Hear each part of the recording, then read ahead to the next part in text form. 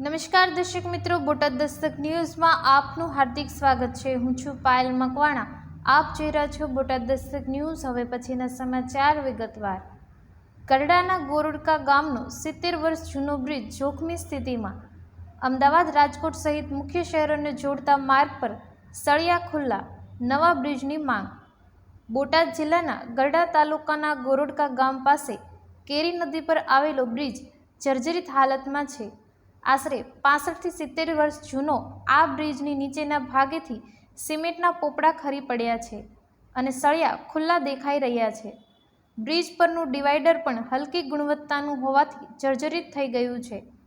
આ બ્રિજ અમદાવાદ, રાજકોટ, સુરત, વડોદરા, અમરેલી, જૂનાગઢ અને ભાવનગર જેવા મહત્વના શહેરોને જોડે છે। અહીંથી મોટા પ્રમાણમાં વાહન વ્યવહાર થાય છે। ગોરડકા ગામના લોકો અને સ્થાનિક નાગરિકો તંત્રની બેદરકારી સામે સવાલો ઉઠાવી રહ્યા છે। તેઓ વડોદરા ગંભીર બ્રિજ જેવી દુર્ઘટના ટાળવા માટે નવા બ્રિજની માંગ કરી રહ્યા છે। આ વ્યસ્ત માર્ગ પર આવેલા જર્જરિત બ્રિજને કારણે હજારો લોકોની સલામતી જોખમમાં છે। સૌજન્ય દિવ્ય ભાસ્કર, બોટાદ દસ્તક ન્યૂઝ, પાયલ મકવાણા, બોટાદ।